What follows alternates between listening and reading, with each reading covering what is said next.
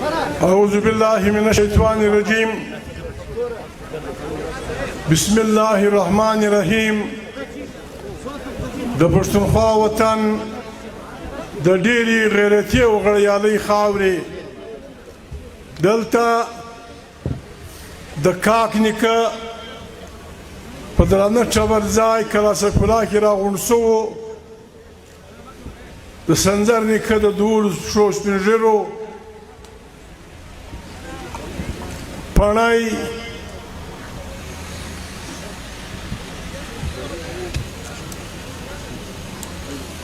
برنا استاد ځان څه بولي تر هغه یو سنټیا عزیزانو له ټولې پارټۍ له طرفه د پارټۍ د ټولو ادارو د طرفه د ځان له طرفه ستاسو د ټولو د زړه له کومې شکریا ادا کوو چې په دې ګرمۍ کې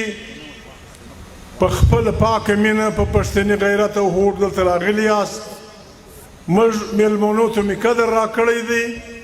الله پاک دې تاسو ټول کام ته قدر درکړي الله پاک دې تاسو ټول وطن ته قدر درکړي عزیزانو نن بیا بل هم پېښه ده زموږ خویندې مندې هم راغلي دي پښتانه خبرې کوي بیا چې زنانه ناست دی بیا ډېر پام کوي ولې هره خبره د پیغور سره تړلې بیا عزیزانو پښتونخوا ملي عوام پارټۍ د خدای پاک نور سره ودانه کړي اوس پښتونخوا ملي عوام پارټۍ له کارکونه تر نواب صاحبه تر محموده په خپل کام په خبرو د خپل کام په مشکلاتو داسې ښه پوه سوې ده چې شپږ کسه وغږېږي بیا انسان ته هیڅ هم نشي پاته چې زه به څه وایم دا لکه نواب صاحب چې وویل دا د دې کام دپاره د نیکمرغۍ زیری دی چې د کام بچیان د کام ښځینه او نارینه د خپل کام په مشکلاتو پوه د دنیا عالمان دا وایي چې و انسان ته یو سوال پیښ سو بیا دی خپله د دې جواب پیدا کوي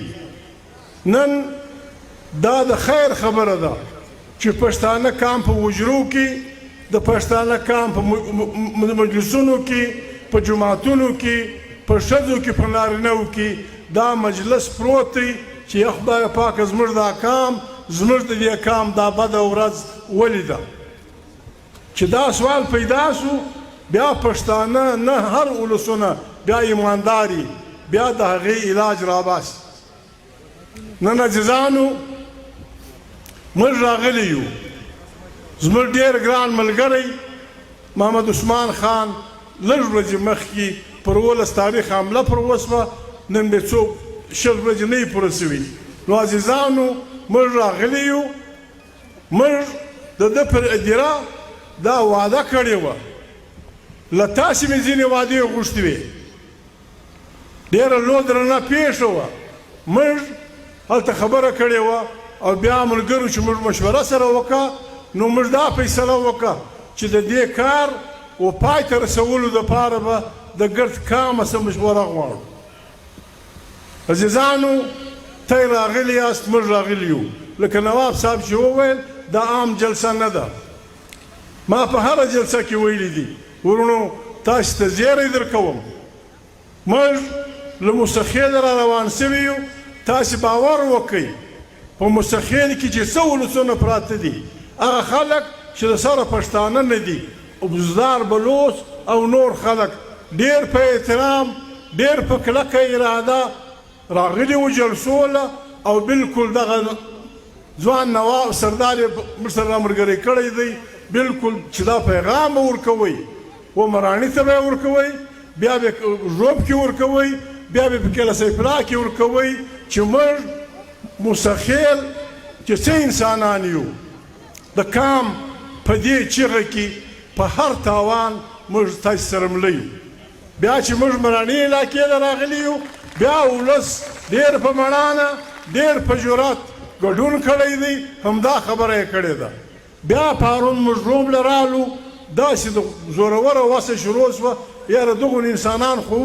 لا خلک ډلې ډلې را روان وو ډېره بده شپه راله یوه نیمه ګنټه بېرته په دا اوبو کې خلک ولاړو دلته اوبه بهېدې په جلسهګاه کې دلته اوبه بهېدې خلک ناست وو لږ وخت موږ ته پیدا سو موږ خبره وکړه د هغې خوا هم دا پیغام نن موږ راغلي یو دلته نواب صاحب ناست دی تاسو ټول پښتانه خلک یاست ځینې تر موږ مشران ځینې زموږ همزولي ځینې تر موږ کشران په یوه خبره به ځان پوه عزیزانو له نواب نیولې له ما نیولې د پښتونخوا پارټۍ تر هر کارکونه پورې موږ په دې ناپوهي نه یو اخته چې خدای ناخواسته زموږ دا خیال دی چې موږ عالمان یو موږ په هر څه پوهېږو بس چې موږ وایي الپ ته الپ چې موږ وایي بې ته وایي بې یا وروره د کام ناتار په کام راګرځي د کام بده ورځ په کام بدلیږي پښتانه وایي د یوه سپاره دوړه نه ولاړېږي هغه وخت موږ د مبارزې تېر سوی دی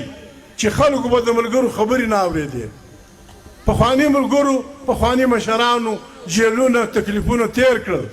نن دې کام دونه رڼا پیدا کړې ده چې د دې کام هر سپین ږیری هر عالم دین هر سیاسي نه سیاسي خلک د دنیا ریډیوګان اوري او په دې ځان پوه کوي چې په دنیا کې څه روانه ده ورونو موږ ته یې راغلي یو په خدای مې لوبوتو په قرآن مې لوبوتو عزیزانو موږ ته یې خبره کوو که چا پښتانه ته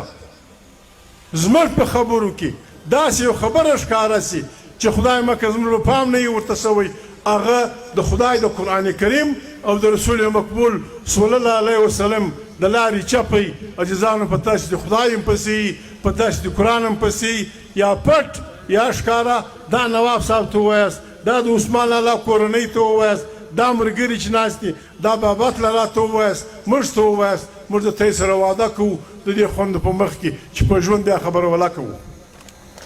ورونو که داسې یو خبره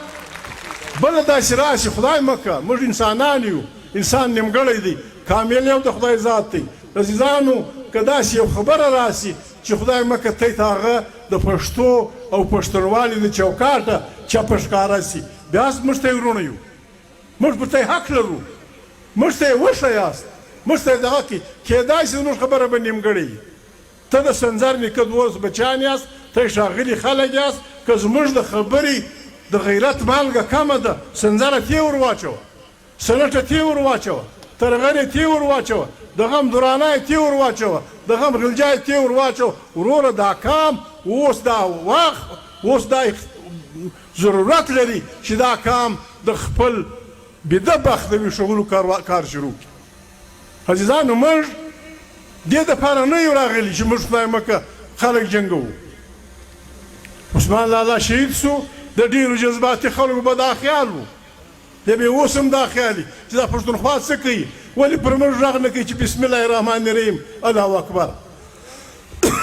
وروره د عثمان لالا پور 15 کسه نه دي او پښتانه چې په غوسه سو ول د انسان د 12 اډه دی چې غوسه به سو ول هر وساري به دې اخلم وروره که موږ دا کسه دغه وکړو هوډه وکړو چې خدای مکه د عثمان لالا پور 12 خدای مکه بلای هر نمونه چې پرېږدئ دا وژل دي ورونه ته ځین خلاص یاست دا ګرد ځین خلاص یاست که په 12 کسه د عثمان لالا پور اخیست کېږي ته ځین خلاص یاست خدای ګواه دی 12 لیوني به زه پیدا کړم چې ور وویښو دی به پر ورځي لکه غشي دی به پر ورځي داسې نه ده و ده دی په دې خوشحاله دی چې راګرمه یې کړه موږ پښتانه یو موږ د بدۍ په معنا پوهېږو بد تره روانه کړې ده پخوا به دې لږ حیا کوله لږ پوښلې به دې کوله په یو جلسه کې په یو جلوس کې اوس په کور راننوتې اوس په کور راننوتې په کور کې سړی چې د چا پلار یې وژلی چې د سره ښځه یي د ده سره لوري د ده سره وړه لمسۍ پر دښمن هم خلک ټک نه کوي په کور راننوتلی یې بس تا را وکرله تا را وکرله دا پښتون ولس به یې درېبي ته به یې پر رشه خوند واخلې چې دا رشه څنګه وه عزیزانو موږ راغلي یو تاسې مشوره غواړو د موږ سره به داسې شریکوئ د موږ سره به هڅ شریکوئ د موږ سره پوه شریکوئ چې په ګډه دلته ملګري دا خبره وکړه چې په ډېر په تفصیل یې وکړه نواب صاحب ډېر ښه بیانونه په شعرونو کې درته وکړه عزیزانو موږ په کام ګرځو بیا دا جرګه به وي بیا به د خیر سره اختر وي د اختر بعد به بیا ګرځو بیا د پښتانه کام یو جرګه کوو درې میاشتې څلور میاشتې بعد په هغه کې د کام ټول شملور د کام ټول جرګې خراب راځي عالمان پکښې تبلیغان پکښې دلته نواب صاحب وویل په معنا به ترې نه یاست پوه سوي نواب صاحب داسې وویل چې عثمان خان ستی دپاره سر ورکړ یا پلانی ستی دپاره دا یو ځای چې پاته سو عثمان خان یا بل سړی یا موږ چې مخه را کړې ده په کوڅه په کوڅه ګرځو موږ ته دا څوب را لوېدلی دی چې وروره پښتون کام سیال نسي پښتون کام د لوړۍ خاوند نسي پښتون کام په خپله خاوره د اختیار خاوند نسي ملا به هم بې عزته وي تبلیغی به هم بې عزته وي پیر به هم بې عزته وي خان به هم بې عزته وي نواب به هم بې عزته وي سیاسي به هم بې عزته وي نو عثمان خان د خپل عزت دپاره چې د کام له عزت خوښ د ځان عزت یې ګاڼئ نواب صاحب چې خواري کاږي خو د کام عزتمن کول غواړي په یوه ګول به یې نه پسرلی کېږي دا د نواب صاحب بنګله چې د سرو زرو یې د همایون جوګیزه د سرو زرو یې د شیرجان په شرنه کې د سرو زرو بنګلې او چې د کام دا لوړې حالت یې دا د سرو زرو بنګلې به د موږ څخه خلک په زور نیسي چې کام داسې په لوږو په سپوږو اخته دا د سرو زرو بنګلې به په زور خلک را سره نیسي عزیزانو انسان ځان ساتلی سي نن عزیزانو موږ راغلي یو تاسو مشوره کوو موږ سره عقل شریک کوي موږ وایو دلته خبره موږ کوله ښځې هم راغلي دي په دې کې به تی له ما خفه سي دوی به خوشحاله سي پر هغه غږېږم په دې که چا بوټ مور باندې خلاص کړي زه به په شا وڅکېږم وروره ښځه که رښتیا موږ ښځه اوس یو نه کوم اخر کې به وکړم زوی اخر کې به وکړم ورور خبره دا ده عزیزانو نن موږ راغلي یو موږ دا وایو دې کام ته چې وکامه کارکنانو ته موږ دا وایو اوس دلته بابات لالا وویلې ښه ده نواب صاحب هم یاده کړه بل هم یاده کړه اوس که زه دا پوښتنه وکړم څوک ما په سر کې نه وایي که زه دا پوښتنه وکړم د یوسف خان یې وکړم د نواب صاحب یې وکړم د بابت یې وکړم د لیاقت هغه یې وکړم د بل یې وکړم او دلته د مولوي صاحب څه وکړم چې و مولوي صاحب قرآن کریم خو وایي چې ستا خور ستا لور ستا په جایداد شریکه ده ستا په مځکه شریکه ده ستا په میږو شریکه ده ستا په اوښانو شریکه ده ستا په دولت شریکه ده چا حق ورکړی دی یو خو دې لاس پورته کړي زه نه وایم قرآن کریم وایي قرآن کریم وایي ستا لور ستا د زوی نیمایي ده موږ د خپلو چمونو دپاره بیا د بیمه لپاره نارینه در ښیم موږ ړانده ړانده متلونه جوړ کړي دي په ټول پښتانه کې سته وایي لور یا د بدۍ ده یا د نیستۍ د توبه وکړ ظالمه کفر ته واوښتې لور و یا د بدۍ ده یا د نیستۍ ده هی پښتو ده خر کېږي بیا د بیمه توپک دې پسند کړی چاړو پورته کښته کوې بیا چې د بدۍ وخت راسي بیا په لور ځان خلاصوې بیا په خور ځان خلاصوې د نیستۍ معنا دا که نیستمن شوې خرڅه یې کړه زه د نواب صاحب ډېره مننه کوم ستی په مخ کې د نواب صاحب ډېره مننه کوم ډېره شکریا ادا کوم د مسخیر سردار ډېره مننه کوم کم سے کم دې دوو پښتنو دا همت وکړئ چې په بدي کې پښتنه ښځه بنده کړه دا همت یې وکړئ چې پښتنه ښځه یې په بدي کې بنده کړه ښځې که موږ راولو راپورته کوو یې یار بې د جایداد خاونده کوو یار بې د واک خاونده کوو د 500 روپۍ دپاره چې دا ورور ته ولاړئ د 500 روپۍ دپاره چې دا میړه ته ولاړئ و پلار ته ولاړئ دا خواره به څه شي وکړي هسې دوی ناستې دي تی به د ما سره په جنګ سي چې رسول الله صلی الله علیه وسلم د نبوت اعلان وکړئ دی نبي سو ښځه در 2 کیلو شیدې چې کوي در دې اوزه ټیټه وه دوغونه ټیټه وه چې انسان په دې شرمېدی د چا به لور پیدا سوه په خاورو کې به یې ښخه کړه په قرآن کریم کې آیات دی چې هلته به څوک څه جواب وایي چې په آخرت ښځه ووایي چې ما څه ګناه کړې وه چې تا زه په خاورو کې ښخه کړم رسول الله صلی الله علیه وسلم هغه وخت سرداران د ډېر زورور وو، نوابان د ډېر زورور وو، خانان د ډېر زورور وو. رسول الله صلی الله علیه وسلم صحیح تاریخ د ما څه هیر دی، د اسلام په څو کاله پس ښځه په جایداد شریکه کړه، برخداره یې کړه، جایداد یې ورکړي، په اوښانو یې شریکه کړه، په د خپل کور ودانه چې دی د نبوت مخ ورسره ملګری وو، خدیجه تروري ډېره لو تجاره وه.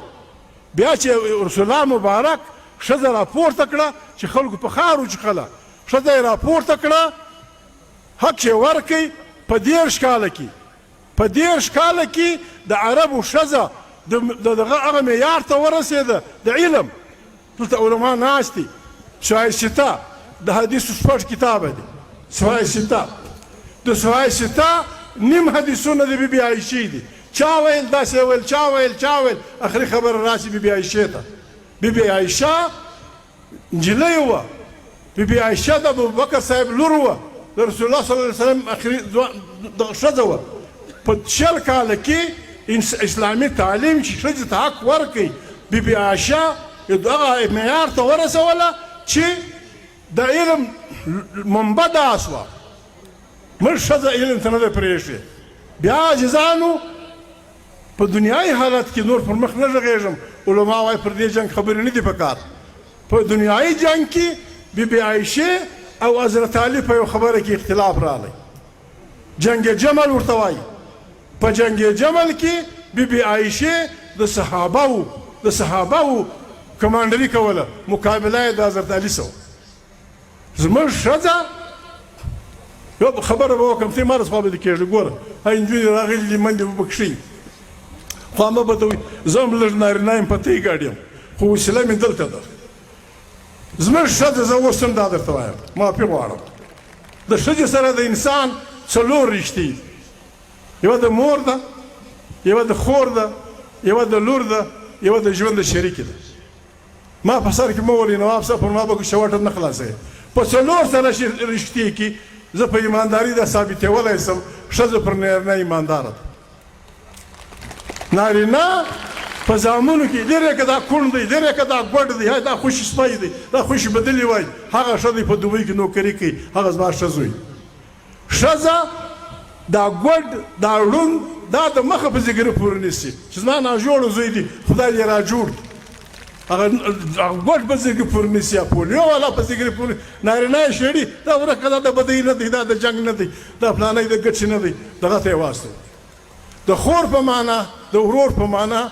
چې ښځه پر خپل ورور باندې په سرګنۍ کې کوم ګوبل جوړوي، چې څه حال جوړوي، څنګه په ټینګه پر ولاړی، ګرد ورونه که نیوني که دی، دا ډېر قدر کوي. موږ ګزاره کوو، بابک موږ کشنیان وو، که د ښځو زده ورزده دی که وړانګه لوڼه دې پسې وګرځي. زه چې کشنیان وم په سکول کې وم، نو ما خیال د ولس دې ته پام شوي وو، یو بدله به ښځو د دریا سره ویله، ول بابک نه دی لیوه دی، زما پر ځواني نه دی، د خپل نس پر ډکېده دی، بابک نه دی لیوه دی. معافي غواړم، دا پیدا کړې دا به ده، زه کشنی وم، دغه کشنی به لکه د نجلۍ، دا ښځو په دغه کې ویله، په ودو کې، نارینه هم باک نه پکاوه. بابک نه دی لیوه دی، زما پر ځواني نه دی، د خپل نس پر ډکېده دی، بابک نه دی لیوه دی. نو عزیزانو د دغه په معنا هم پلار یې خرڅه کړي، و ډېر سپین ږیري سړي ته یې ورکړي، و ملنګ ته یې ورکړي. دا خواره دا ټول ژوند هلته دا ناجوړ سړي سره تېروي، وایي پلار یې بدنامه نه شي، نیکه مې بدنامه نه شي، وایي د فلاني لور وه، فلاني ته یې ورکړې وه، ګزاره یې نه ورسره وکړه. د ښځې په معنا چې هر ساعت یې وخت دا ګزاره کوي، په غوږو کې زوی ګوتې ونڅېتی. نارینه بیا د مې ما زه هم په ته یې ګډ یم، نارینه زما زوی چې ملکالزبه تر وغواړي هم دی شاوخوا ګوري. نو عزیزانو ما خپل ووټ دغه دی، دا ښځو دپاره دی. عزیزانو ته یې وایي موږ یې راولو، خدای دې راولي. نواب صاحب خواست درته کوم، و هغه علماو ته خواست کوم چې په اسلام پوه دي، چې په کراره په یو وار نه کېږي، په کراره چې موږ د خپلې ښځینه راولو، حق ورکړو، په میږه شریکې کړو. بیا چې دا د وطن مالکه سي، بیا تر نارینه جژه ده، تکړه ده، وفاداره ده، را به سي. نن هم په غرو کې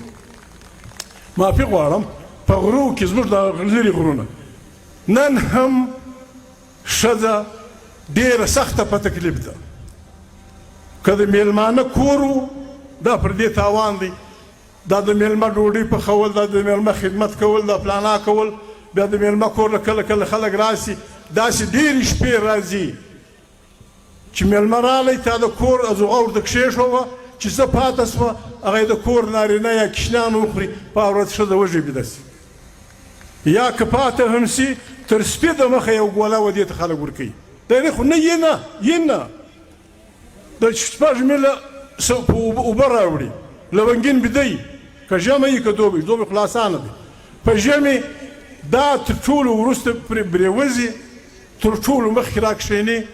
ګډوه توده که که بیا لونګین وغږوه چې لونګین را پورته سه د لمانځه وخت سو، د ده غرژه یي خښمې یي ترپکې یي هر څه کوې خوب دې وایستمه پلانا دې وکړه. بیا سهار دا غریبه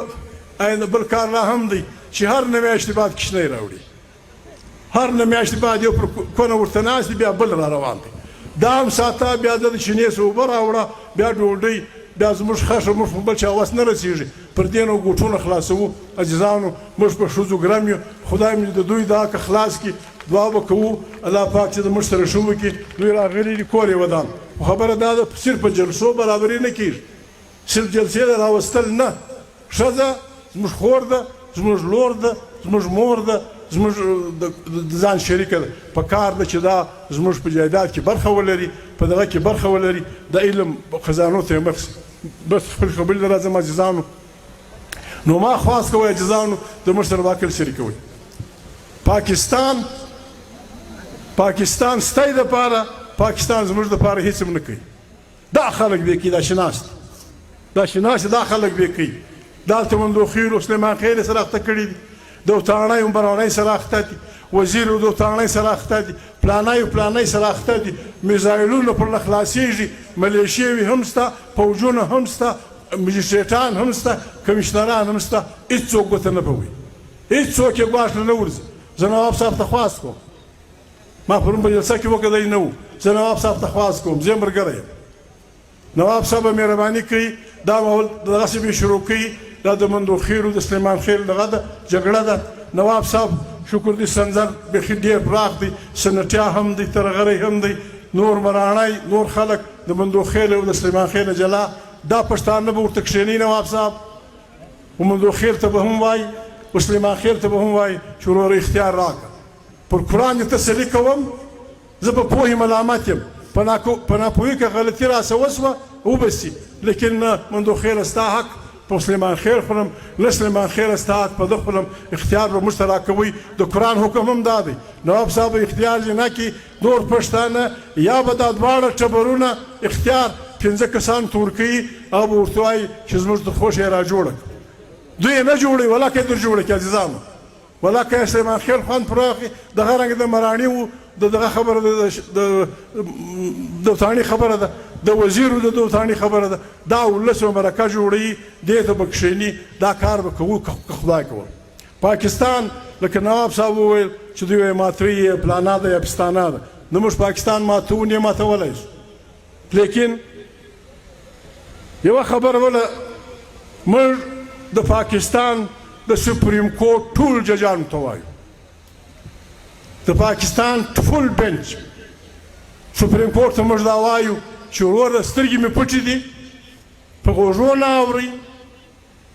دنیا ته نه ګورئ. په پاکستان کې دا وخت سیول اتارټي نشته،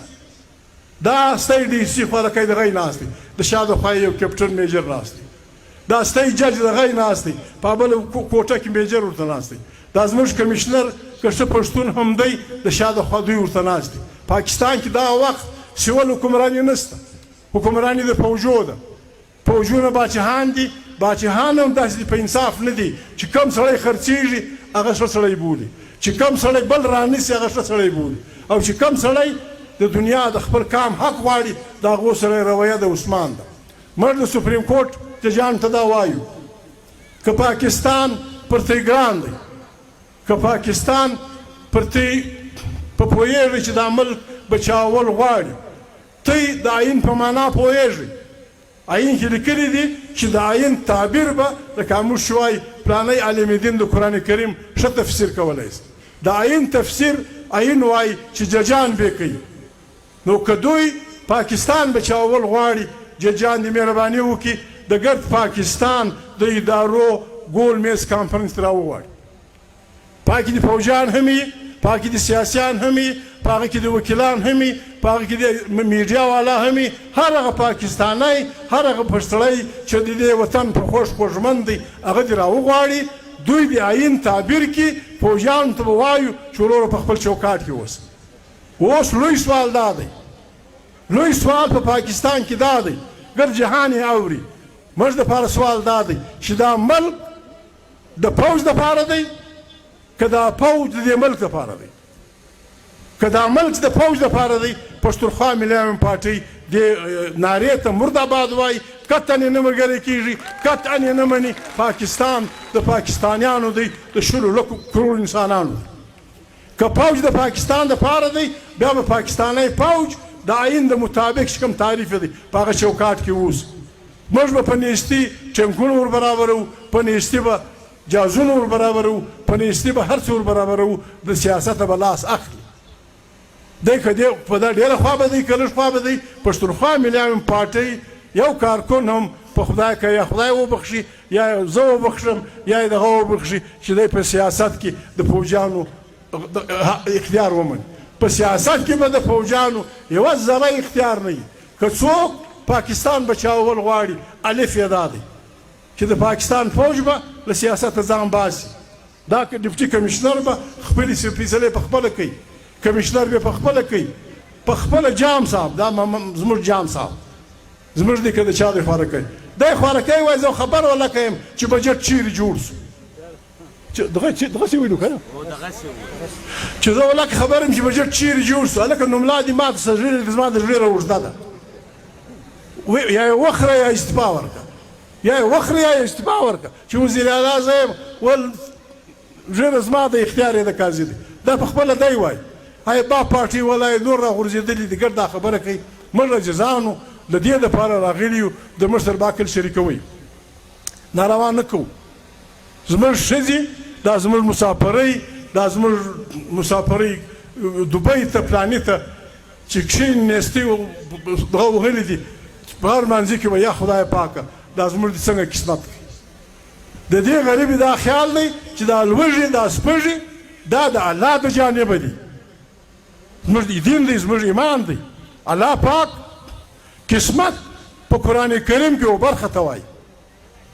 الله پاک چې د قومو برخې میشلې دي تر ټولو غني برخه یې موږ ته راکړې ما هغه ورځ په هغه بله جلسه کې مو وویل سوره رحمان ذکر مې وکړئ په قرآن کریم کې چې جنتیانو ته الله پاک د کومو نعمتونو وعدې کوي دا الله پاک ستا په وطن کې پیدا کړي دي نوم یې اخله ایس یو نوم اخله یو نعمت ستا په وطن کې ستا سره زر ستا سپین زر ستا پټرول ستا سنگ مرمر ستا کویله ستا پلانا ستا پلانا ستا دا سترخان ویړ ولاړ دی او سوال دا دی پر دې سنځاره سوچ وکړه پر دې پښتنو عزیزانو سوچ وکړئ چې زموږ وطن د دنیا د خزانو ډک دی بیا موږ وږي ولي یو الله پاک دا زما او ستا د وطن خزانې زموږ په خوله کې نشي راچولی ستا د کور لکه نواب صاحب چې وویل پر پلاني ځای باندې خپل شناخته عزیز تربور وژنې پر یوه ایکړ مځکه باندې او دلته زما او ستا د نعمت نعمتونه یو کاغذ لکه نواب صاحب ذکر وکړئ یو کاغذ هغه هم په 2 روپۍ به نه وي چې پر ولي کې 4 لیکي بس پر دا کاغذ یو سړی ورسي او چې لاټۍ هغه د ماما دی چې دا د تاندې شپې سره شاوخوا د شغاله پورې د شغاله نیولې تر خیسوره پورې دا مځکه ما ته رالاټ نه دی د دې ځای نه دی د دې وطن نه د خیسور لیدلی نه شغاله لیدلی نه هوار ژوب میدانونه لیدلي هغه پر ولي کې 4 ټکي انګریزي پر کاږي ALLOTTED و توري پر وکاږي الاټډ بس د سنځار لیکه هغه مځکه چې د په سوغو واره سره پر وژلي دي دا په یوه کاغذ شیخ اسلام ته الاټ سي او دا د قرآن ټکی پښتونخوا ملي پارټي تش ته دعا غواړي. ته د مشر دعا وکړئ، لاس سره هم کوي، هم را سره وکړئ، دا کاغذ به د ده د پلار سره دی ځي لکه په هوا شوړي، تاسې لکه باد شوړي دی به ځي. څه شی لاټوي؟ زما لاټمنټ ته تا زورور دی، زما لاټمنټ ته تا زورور دی. ما ته الله لاټ کړې ده، ځکه ما ته الله لاټ کړې ده. بیا د پښتانه په حساب موږ د همځکه سندر نیکه ته پاته سوی ده. پر دې باندې بل لاټمنټ بل نور زورور نه موږ منو، نه پر لارو سره ځو. دا د پښتونخوا ملي پارټۍ پروګرام دی. عزیزانو، یو کول به راسره کوئ، کولونه خو ډېر دي. ظلم به نه کوو، دا به واده ادار پښتانه، نه د خپل تربله سره،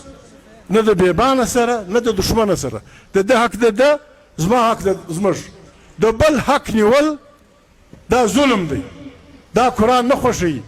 دا به موږ د خدای سره واده کوو، د نواب صاحب د پارټۍ سره بیا هم کوو چې ظلم به نه کوو. یوه بله واده به د خدای سره کوو، خپل حق و بل ته پرېښول. عزیزان، دا بې غیرتي ده.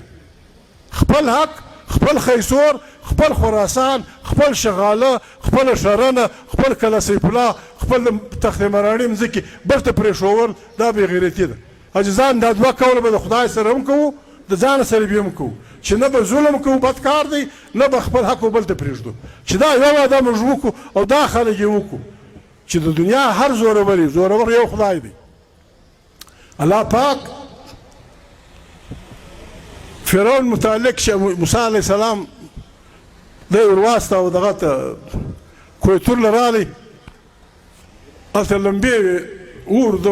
کور راته وویل زه به ورسم کوم یو سکروټه راوړه، ځان به په تود کړو یا به اور په بل کړو. هلته الله پاک پر ده غږ وکړي چې زه ستا خدای یم، ته زما پیغمبر یې. کیسه یې اوږده ده. د بل تر لاس ژوند د موسی علیه السلام او د فرعون په کیسه کې الله پاک پر غلامي بللې ده، بندګي یې بللې ده. د بل تر لاس ژوند د فرعون او د موسی علیه السلام په کیسه کې خدای پاک بندګي بللې ده، او د هغې خلاف بغاوت د موسی علیه السلام سنت دی. الله پاک په یو صورت کې دغه ته وایي، موسی علیه السلام ته وایي چې ورسه، یا وایي فرعون یو باچا و، ډېر د غضب باچا و، د ملکونه نیول، د انسانانو بچیان حلالول، ظلم یې کاوه. بیا ما رب العالمین فیصله وکړه چې زه د مظلوم ملګری یم. دا زه د قرآن ګواهي در کوم. قرآن کریم وایي چې د ظالم او مظلوم په جنګ کې زه د مظلوم ملګری یم. هېڅوک ته د موږ سره ملګري نه کوي، هېڅوک ته د موږ سره ملګري نه کوي. تاسو چې موږ واده سره وکړو، پر یو لار روان سو، د موږ سره د الله پاک دا واده موجود ده چې د ظالم او د مظلوم په جنګ کې الله پاک زموږ ملګری دی. چې الله پاک زموږ ملګری بیا دې راځي، خدای دې راولي، څوک چې راځي خود الله د لارې به نه اوړو، ظلم به نه کوو، ناروا به نه کوو. په دې کې عزیزانو ستی ملاتړ غواړي. دا ملاتړ د یو تحریک دپاره، د یو انقلاب دپاره، دا د پیغمبرانو دپاره هم الله پاک شرط کړی و. نواب صاحب ذکر وکړي 1,40,000 الله پاک به یو انسان ته وویل چې ته زما پیغمبر یې، جنت خو به فرض و، معصوم به و دی، لیکن ورته وویل چې ورسه دا خپل قام ته دا تبلیغ وکړه. کاڼي به ته پر سر وړې، لرګي به ته پر سر وړې، شکنځای به ته پر سر وړې. زه در سره یم، خو که تا یو غوټه پیدا کړه، یو ډله دې پیدا کړه، بیا نصر من الله والفتح قریب. موږ د غوټه نه ده، موږ دغه کې نصیب الله لوی لښکر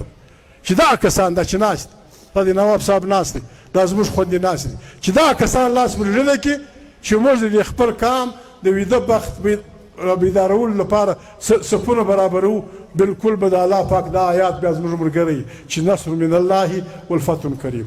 د موږ سره به واده کوئ، کلکه به یې کوئ، په حجرو کې، په بسترو کې پر دې خبره سوچ وکئ، فکر وکئ.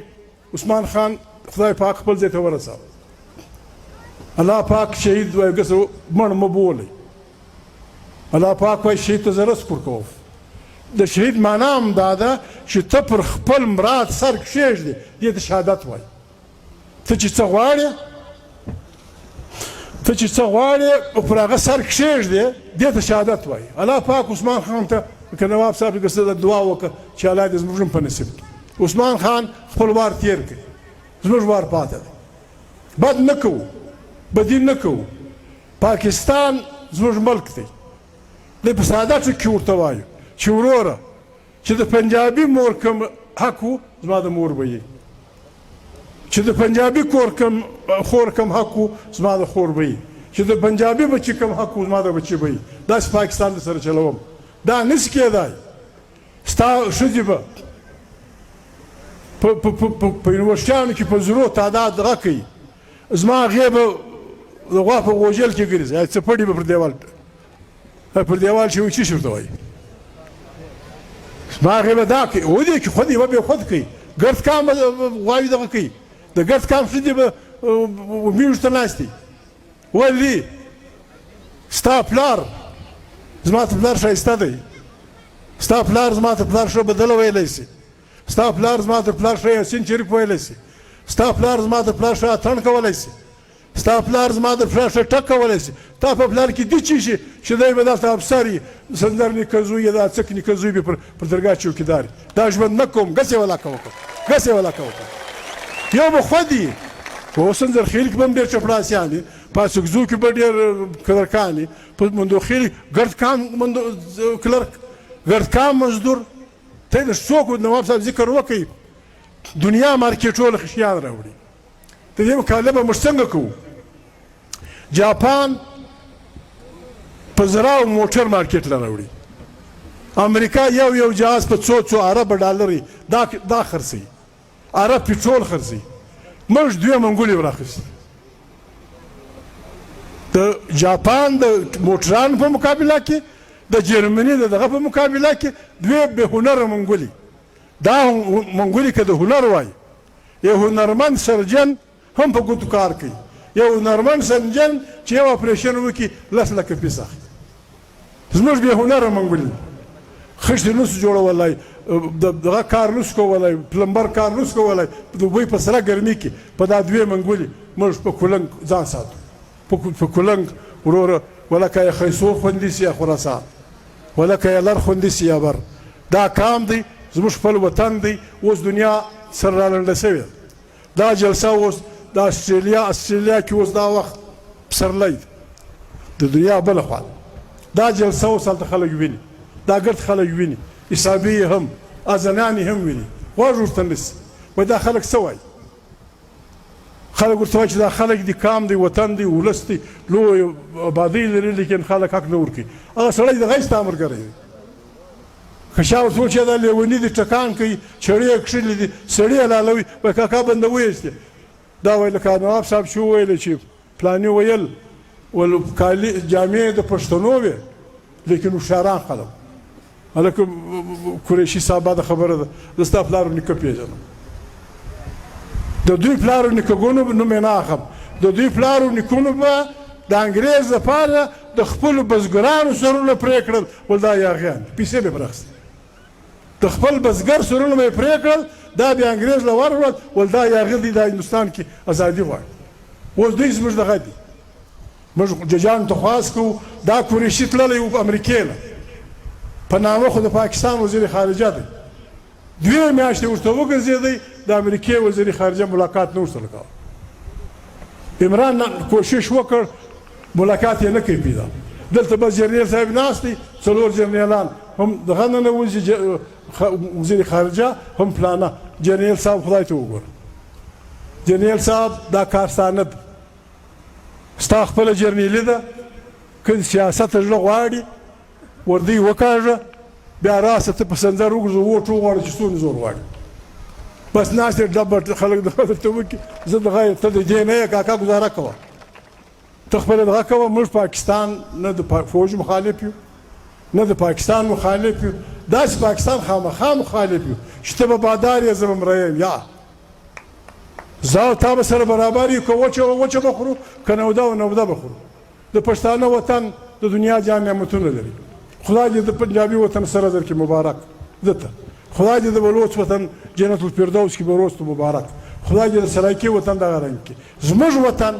پښتونخوا وطن، د هغې اوبه، د هغې کاڼي، د هغې ځنګلونه، د هغې نعمتونه، دا د دنیا په هر قانون، د قرآن په قانون هم زموږ د بچیانو حق دی، د اقوام متحده په قانون هم زموږ د بچیانو حق دی، د پاکستان په قانون هم زموږ د بچیانو حق دی.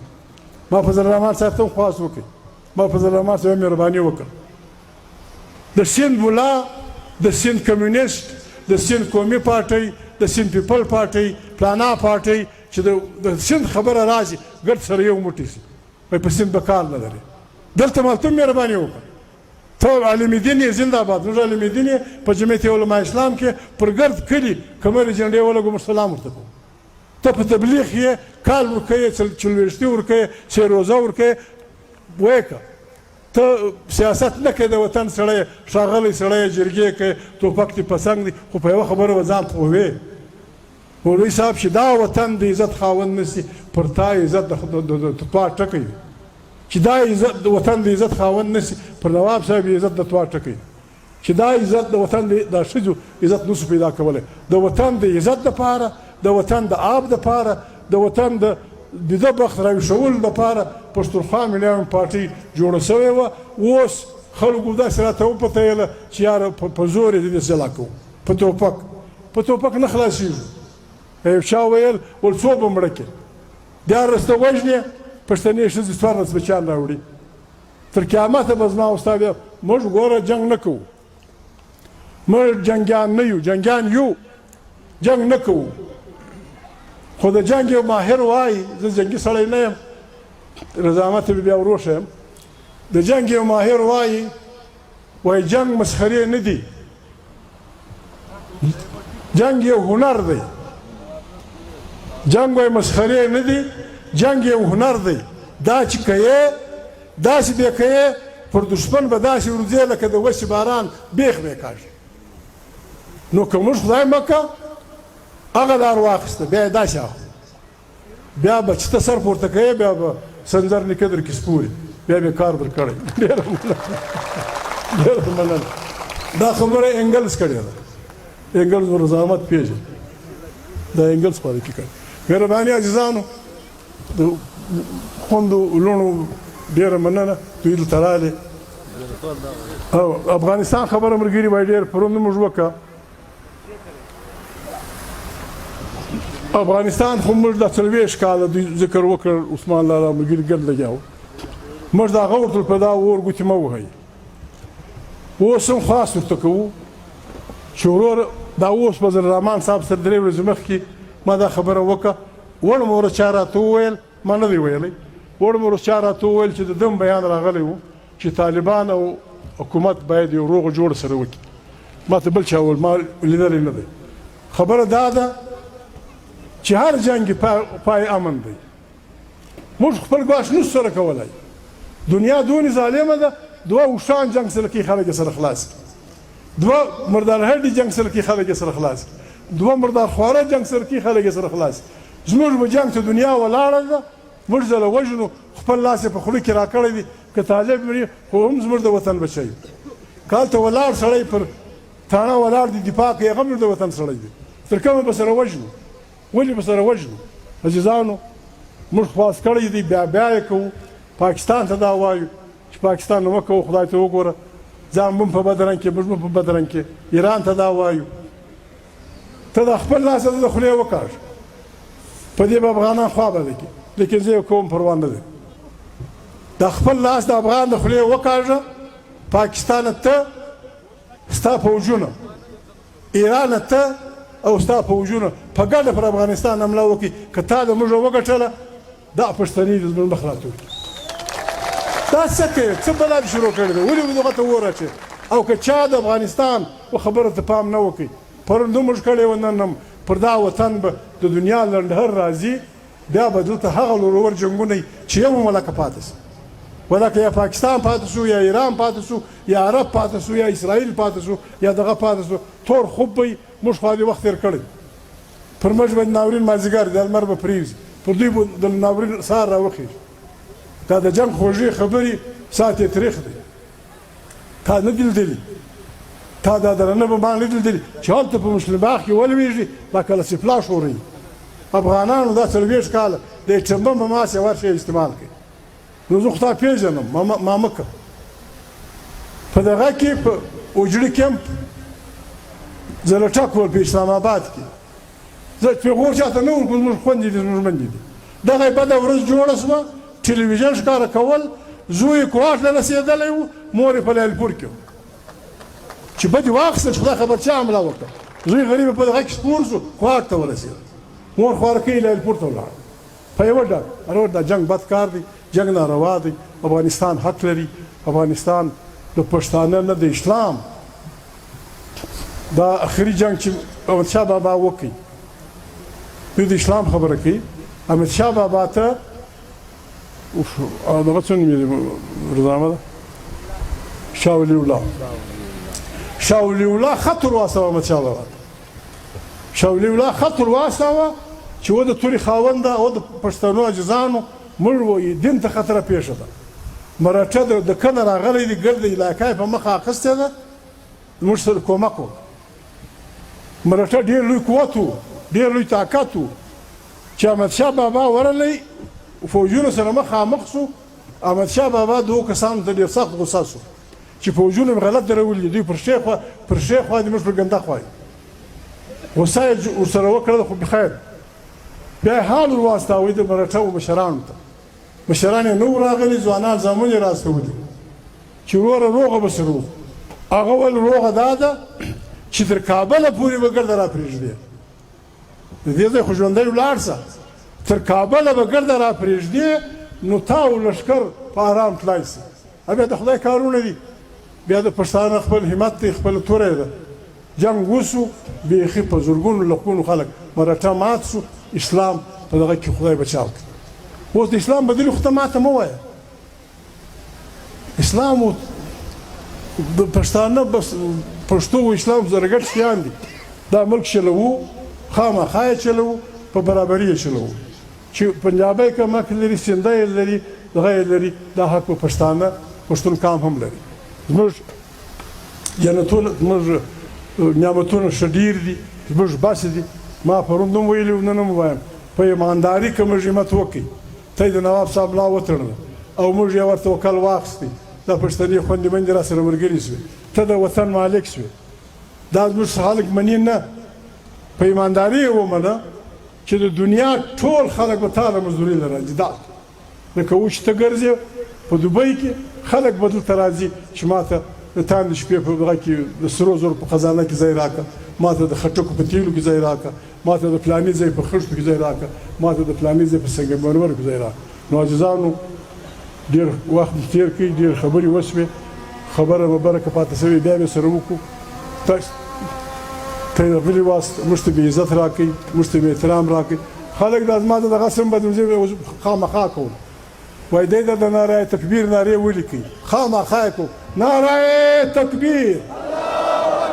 نارای تکبیر پښتونخوا پښتونستان ژوب سنځر نیکه ټول کاک نیکه زنده باد سلامونه وایست